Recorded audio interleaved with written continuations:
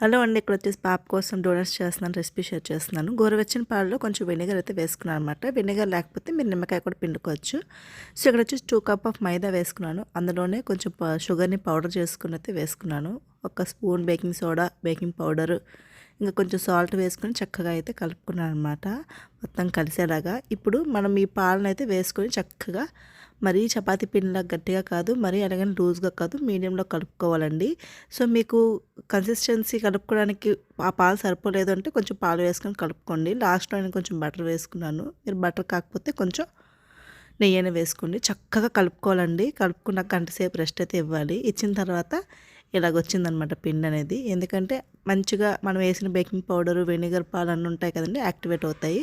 ఇప్పుడొచ్చేసి అదే డోని నేను ఇక్కడ కౌంటర్ టాప్ పైన కొంచెం నెయ్యి వేసుకొని చక్కగా మెదుపుకుంటున్నాను. ఇలా మెదుపుకుంటే అనేది స్మూత్‌గా, ఫ్లఫీగా అయితే వస్తాయి. కొంచెం డస్టింగ్ చేసుకొని ఇలా చపాతీ కర్రతో చక్కగా పాముకోవాలి. ఈ మాత్రం మందంగా అయితే ఉండాలనమాట.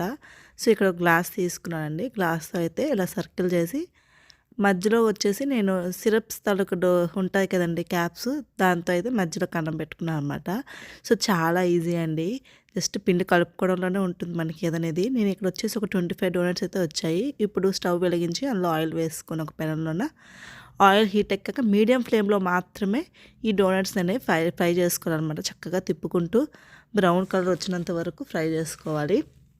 చాలా ఈజీ అండి. షాప్ కంటే చాలా బాగుంటాయి మన ఇంట్లో చేసుకొని పిల్లలకి పెడితే. సో చూడండి ఈ కలర్ వచ్చాక తీసేసేయాలన్నమాట. సో ఇదిగోండి ఇలాగ అయ్యాయా. ఇప్పుడు నా దగ్గర ఒక డార్క్ కాంపౌండ్ చాక్లెట్ ఉంది. దాన్ని అయితే నేను కట్ చేసుకొని డబుల్ బాయిలింగ్ మెథడ్లో అయితే వేడి చేసేసుకుంటున్నాను అనమాట. సో చక్కగా ఇలా కరిగిన తర్వాత ఇప్పుడు ఉన్న డోనట్స్ని ఇగోండి ఇలా డిప్ చేసుకొని పెట్టేసుకోవాలి. మీ దగ్గర చాక్లెట్ లేదు అంటే మీ దగ్గర ఏ చాక్లెట్ ఉన్నా మెల్ట్ చేసుకొని చేసుకోవచ్చు. లేదా దానిపైన కొంచెం షుగర్ పౌడర్‌ని డస్టింగ్ చేసుకున్న టేస్టీగా ఉంటది. నా దగ్గర అయితే స్ప్రింకిల్స్ ఉన్నాయి. Green, red. సో, ఆ స్ప్రింకిల్స్ అయితే వేసుకున్నాను. చూడండి ఎంత బాగున్నాయో. బయట వాడు ఎప్పుడో చేసిన దానికంటే ఇంట్లో ఇలా ఈజీగా చేసుకోవడం బాగుంటుంది కదండీ. నచ్చితే సబ్స్క్రైబ్ చేసుకోండి.